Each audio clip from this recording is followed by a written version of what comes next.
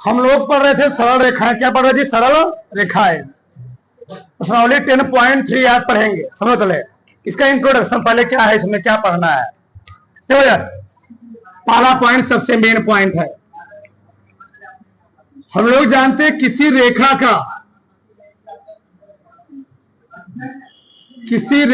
आप किसी पेन चलना चाहिए, किसी रेखा का जो व्यापक समीकरण होता है। क्या जी? किसी रेखा का व्यापक समीकरण। किसी रेखा का व्यापक समीकरण हम लोग जानते हैं होता है ax प्लस by प्लस सी बराबर 0। ठीक है, इसको हम लोग कहते, देखो इधर। अब हमसे यहां से पूछेगा कि प्रवणता बताइए, या x अक्ष से या y अक्ष से कटे अंतःखंड का मान बताइए, सब पूछेगा। तो कैसे निकालें? तो ध्यान से, जैसे मान लो हम लोग जानते हैं हमको दिया गया y बराबर mx प्लस सी, या y minus y1 m x minus x1, या y minus y1 y2 minus y1 बटे x2 minus x minus x1। सही है। अगर हमको इसमें से प्रवणता पूछे तो आराम से हम प्रवणता बता सकते हैं कि यह यहां पर क्या है प्रवणता। जैसे मान लो हमें कोई रेखा दी गई है y बराबर कोई, यहां दिया है 5x प्लस 3 दिया है। हमसे कोई पूछ ले इसकी प्रवणता कितनी है, इसकी प्रवणता यानी m का मान 5 है। 5 3 क्या है? 3 क्या है? सी नहीं, यही सी है। यही क्या है? सी क्या है? y अक्ष पर काटा गया अंतःखंड, यानी मूल बिंदु से y अक्ष पर चली गई दूरी। सी क्या होता है? y अक्ष पर काटा गया अंतःखंड। कितना हो? 3 है। अब मान लो हमको इस रूप में कोई रेखा दिया गया, तब कैसे निकालेंगे? तो प्रॉब्लम होगा ना ऐसे भैया। कैसे? हमको दिया गया 2x प्लस 3y प्लस 5 बराबर। अब ऐसे कोई रेखा दे दिया, अब पूछा कि क्या निकालिए इसमें प्रवणता ज्ञात कीजिए, या क्या ज्ञात कीजिए? y से कटे गए अंतःखंड का मान बताइए। तो कैसे निकालेंगे? ये चीज हमको दिया गया है, तो क्या करेंगे? हमेशा ध्यान दिया करो, y वाला टर्म रहेगा बाएं साइड, और जो अन्य टर्म बच रहे उसको किधर ले जाना है? बाएं साइड। तो y वाला नहीं रहने दो, तो by बराबर गया उधर ना, तो क्या हो गया? माइनस ax माइनस सी। हमको आगे केवल लिखना है y। क्या लिखना है? y। तो आगे y लिखने के लिए हम लोग क्या लिखेंगे? माइनस a अपान, तो भैया इसको लिख सकते हो, क्या लिखोगे? माइनस ax माइनस सी बटे क्या लिखोगे? b। b लिखोगे ना, अलग अलग इसको लिखो। तो माइनस ax बटे क्या लिखोगे? b, फिर माइनस सी बटे b। तो y का मान क्या हो गया? Minus a upon b into x minus c upon b।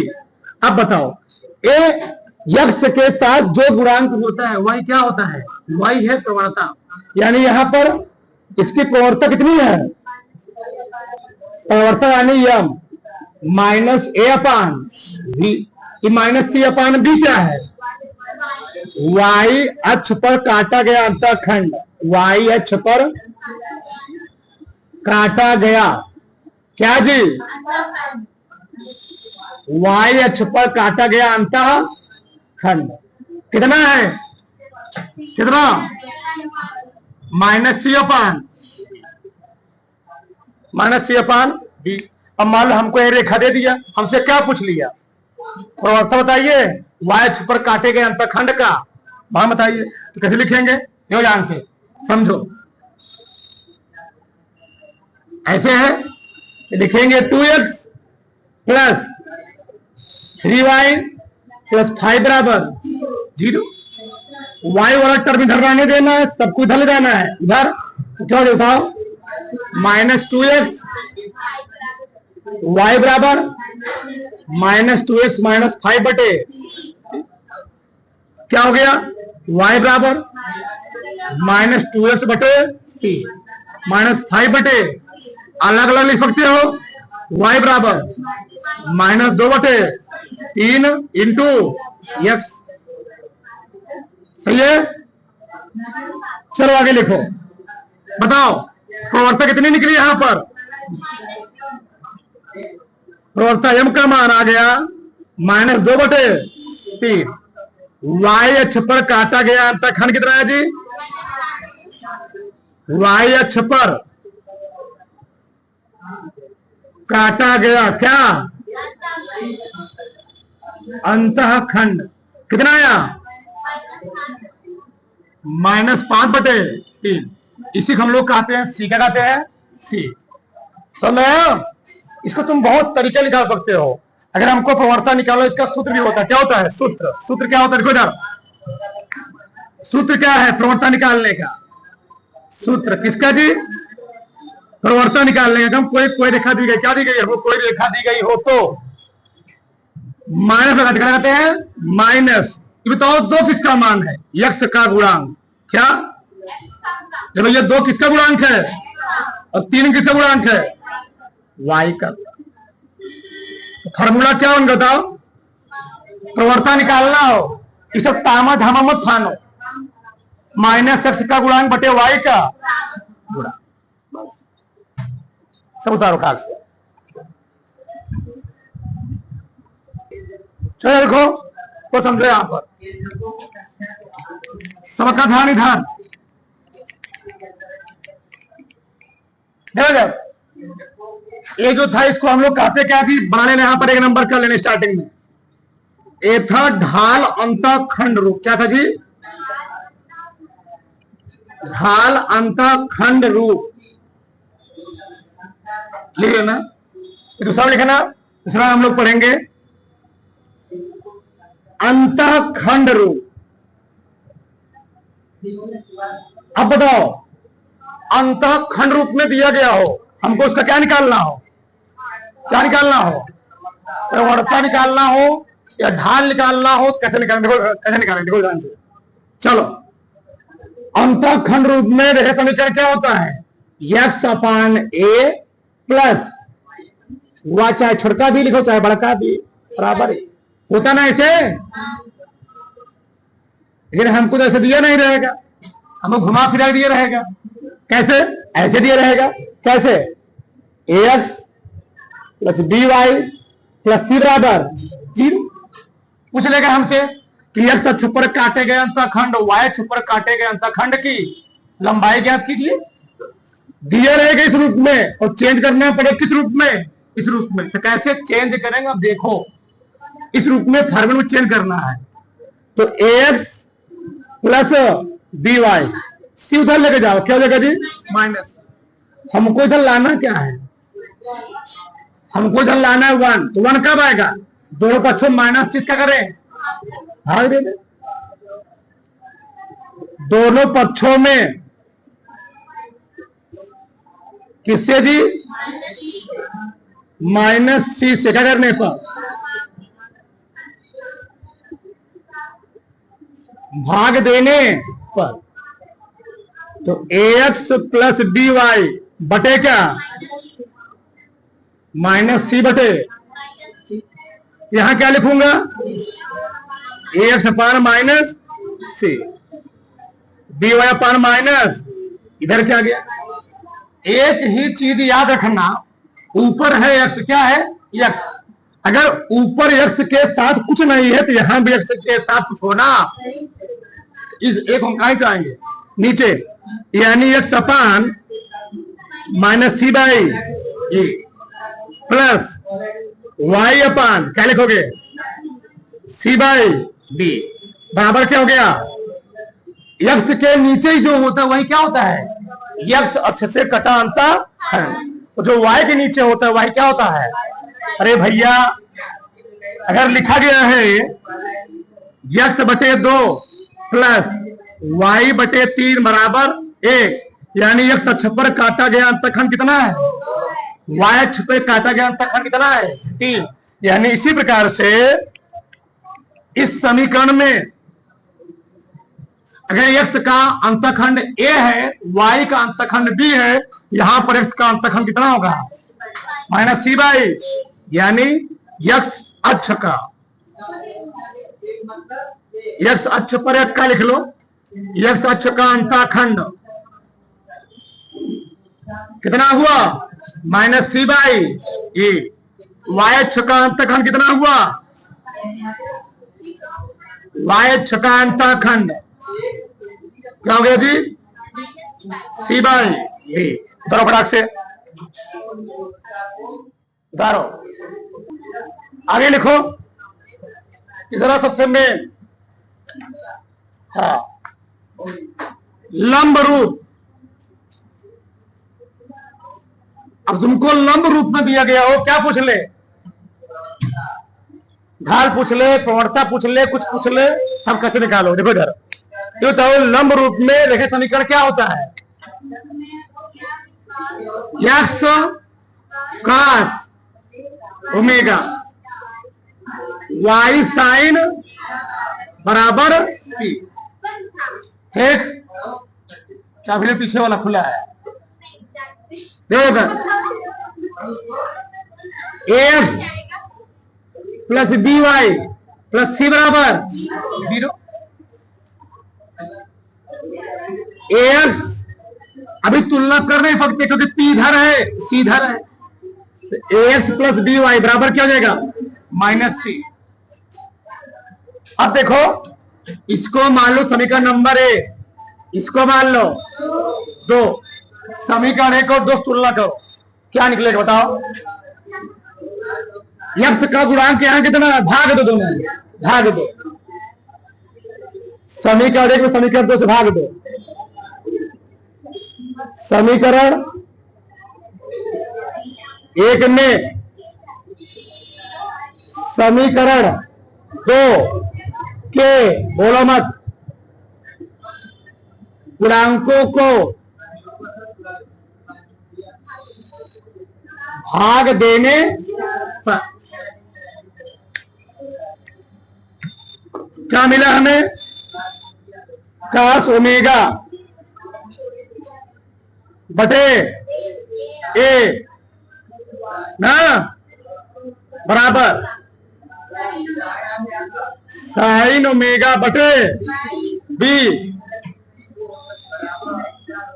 p बटे।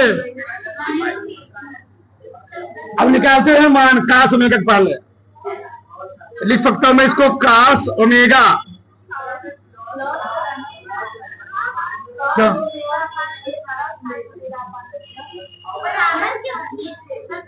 सही है, इसको इसमें भाग दिया, इसको इसमें भाग दिया, इसको इसमें भाग,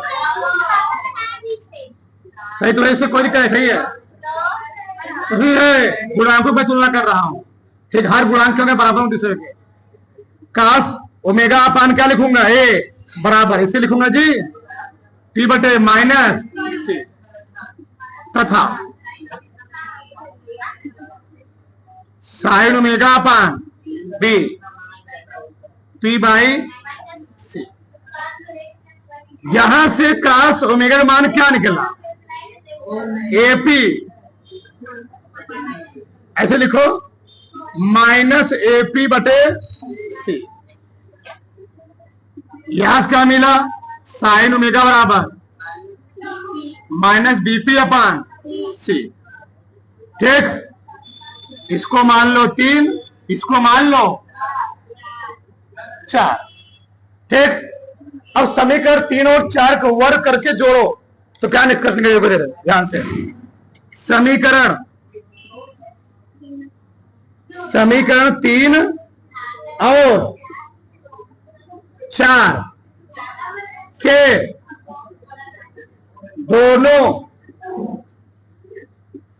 दोनों पक्षों का क्या वर्ग करके जोड़ने पर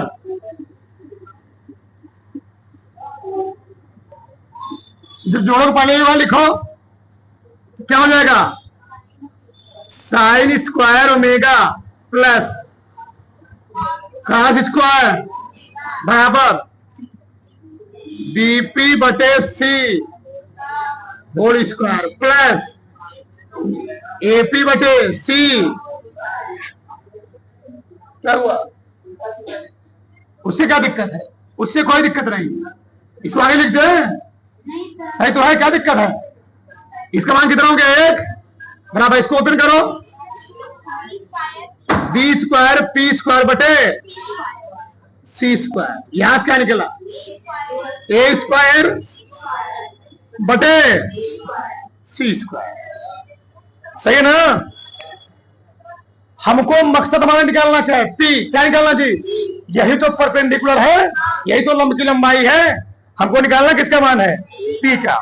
चलो तो सी वाला मान इधर करो, क्या आएगा? हो जाएगा B square plus P square plus A square plus P square बराबर क्या हो गया? C square. इसमें कुछ कॉमन है दोनों में, पी कॉमन ले लो, पी इधर लिखो, पी स्क्वायर कॉमन लो तो क्या हो जाएगा? सी स्क्वायर बटे ए स्क्वायर प्लस बी स्क्वायर। ठीक है, चलो इधर लिखो। तो पी का मान कितना जाएगा बताओ? क्या लिखेंगे हम? पी का मान बोलो, पी का मान निकालो ना, तो प्लस माइनस सी बटे भैया सी स्क्वायर, इतना ए स्क्वायर प्लस, और किस में रह गए? अब कड़ी में रह गए तो प्लस माइनस लगाओगे ना जी, क्योंकि स्क्वायर है। जब कड़ी हटे क्या देगा पी का मान? प्लस माइनस कड़ी है यहां पर, सी बटे कड़ी में ए स्क्वायर प्लस, अब यही लंब की लंबाई का फार्मूला है। अब यही मान एक बार यहां रखोगे, एक बार यहां रखोगे तो किसका मान मिल जाएगा हमें? साइन और कॉस का मान। पहले तो उतारो फिर निकालो उसको, तो बराबर से आगे देखो। चलो निकालते कॉस ओमेगा का मान। जो आंसर समीकरण 3 से देखो, समीकरण 3 से क्या मिलेगा? बहुत ध्यान देखो इधर। कॉस ओमेगा बराबर क्या है जी? माइनस एपी अपान सी। ये बताओ माइनस ए अपान सी गुड़े पी का मान कितना है? पी का मान प्लस माइनस, थोड़ा जगह की थोड़ा गड़बड़ी होगी, पी बटे सी, सी बटे कड़ी में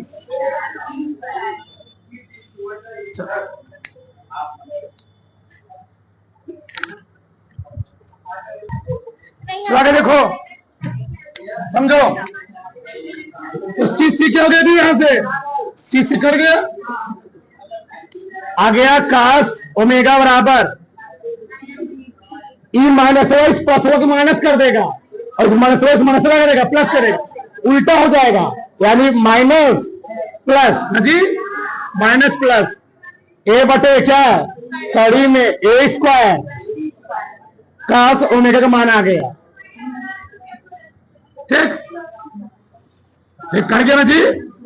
पी का मान था, साइन निकालो, साइन ओमेगा बराबर क्या है? साइन ओमेगा बराबर माइनस बी अपान, ठीक, रखो कितना मान है बोलो फटाक से,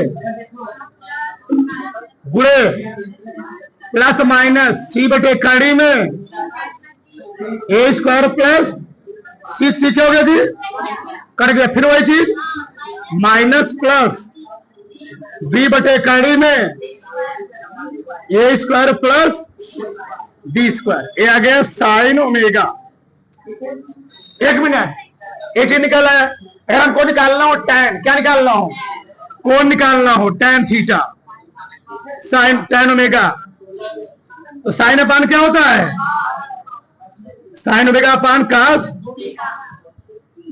साइन क्या है? ये वाला यानी बी अपान आ जाएगा, बी अपान सब कटेगा ना, बी अपान सब उतार के प्रूफ के साथ कर रहे, उतारो फटाक से।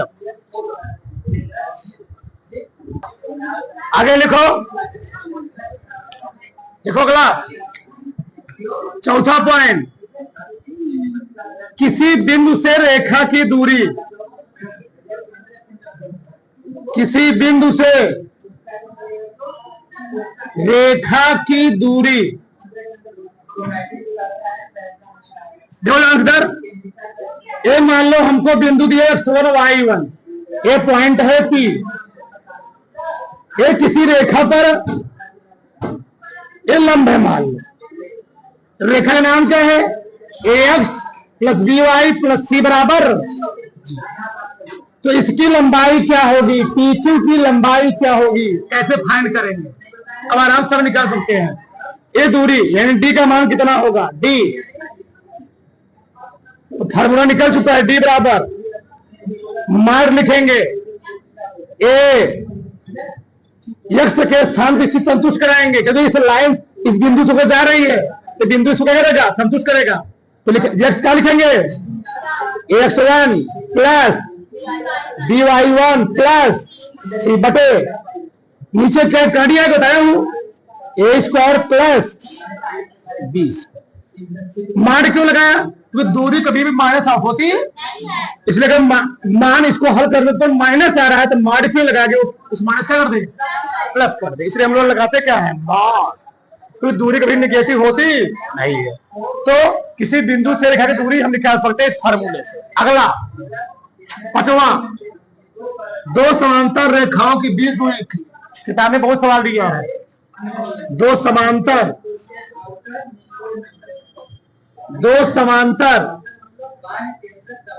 रेखाओं के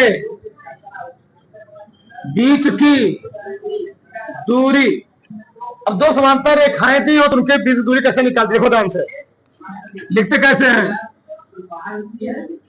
ax प्लस by, ये मान लो c1 बराबर 0 है, तो ax समांतर रेखा तुम लोग पढ़ चुके हो 9 में, समांतर रेखाएं कब होती हैं, जब 2x प्लस 3y, यहाँ पर 5 बराबर 0 दिया हो और 2x यहां भी हो प्लस 3y, ये मान क्या हो, अलग अलग हो, यानी दो रेखाएं समांतर तभी होती हैं जब a1 अपान a2 बराबर b1 upon b2 equal to not c1 upon, ये प्रश्न कभी कभार कॉम्पिटेटिव एग्जाम में पूछ लिया जाता है कि दो समांतर रेखाएं होने के प्रतिबंध क्या होता है, ये दोनों बराबर रहेंगे, ये बराबर